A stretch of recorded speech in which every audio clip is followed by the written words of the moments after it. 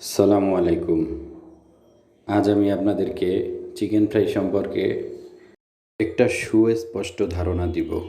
আমরা যারা ইউটিউব দেখে চিকেন ফ্রাই বা বিভিন্ন রেসিপি শিখি, আসলে যারা শিখাচ্ছেন তাদের রেস্টুরেন্ট সম্পর্কে কোনো কোয়ালিফিকেশন আছে কি না প্রশ্ন আছে।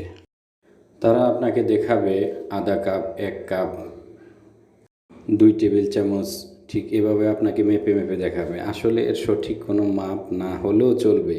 যেখানে আপনি 2টা লেবু দিবেন সেখানে 3টা লেবু দিলেও কোনো সমস্যা নেই, বা যেখানে আপনি 2টা লেবু দিবেন সেখানে 1টা দিলেও টেস্টের কোনো এদিক সেদিক তেমন একটা হেরফের হবে না।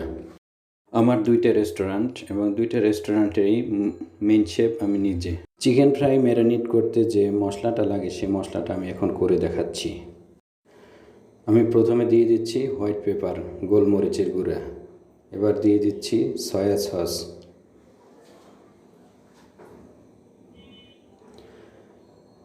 দিয়ে দিচ্ছি আধা কেজি লবণ।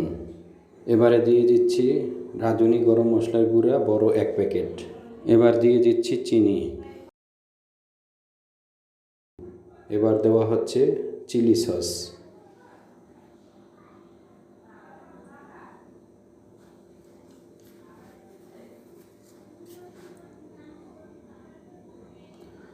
দেওয়া হচ্ছে আদা রসুন পেস্ট আধা কেজির মতো।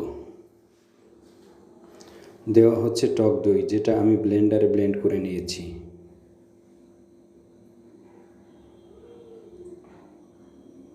এবার দিয়ে দিচ্ছি 4টা লেবুর রস। এবার দেওয়া হচ্ছে শুকনা মরিচের ফাঁকি। আপনারা চাইলে ফিশ সস এবং টেস্টিং সল্ট ইউজ করতে পারেন। আমি টেস্টিং সল্ট ইউজ করি না, কেননা টেস্টিং সল্ট মানবদেহের জন্য অনেক ক্ষতিকর। খাবারে টেস্টিং সল্ট স্কিপ করা সবচেয়ে ভালো।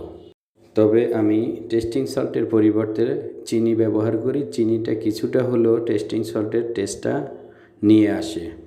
তো যেটা বলছিলাম, আমি আমার 2টা রেস্টুরেন্টেরই মেইন শেফ। আমি সমস্ত আইটেমগুলো আমি আমার নিজ হাতে প্রসেস করি এবং পরবর্তীতে আমার হেল্পিং হ্যান্ড যারা আছে ওরা বাকিটা প্রসেস করে থাকে।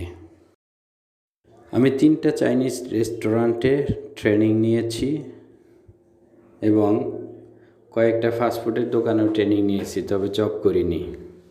তো ইউটিউবারদের দেখানো প্রসেস আর রেস্টুরেন্টের প্রসেস সম্পূর্ণই quietly different.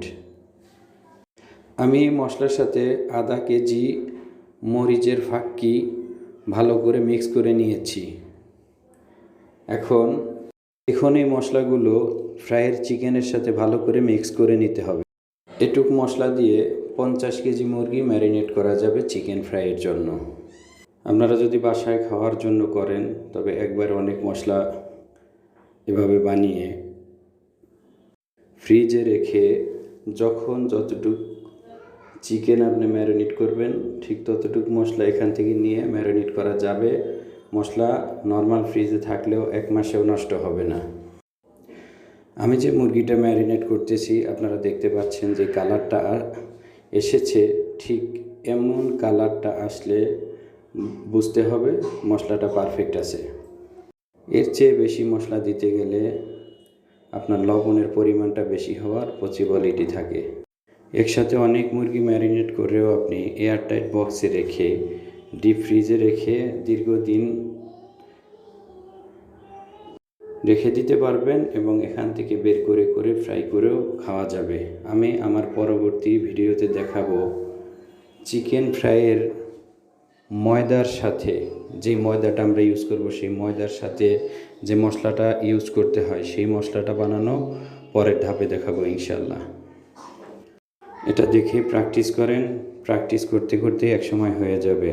Practice makes a man perfect. প্রথমবার করলেন হলো না, দ্বিতীয়বার চেষ্টা করেন, তবে কাছাকাছি হবে আশা করি। এটা আমার দৃঢ় বিশ্বাস। কয়েকবার করলে আপনি পারফেক্টলি করতে পারবেন। ভিডিওটি যদি আপনার ভালো লাগে এবং কোনো উপকার এসে থাকে তবে চ্যানেলটি সাবস্ক্রাইব করে আমার সাথেই থাকবেন। ভালো থাকবেন, সুস্থ থাকবেন। আল্লাহ হাফেজ।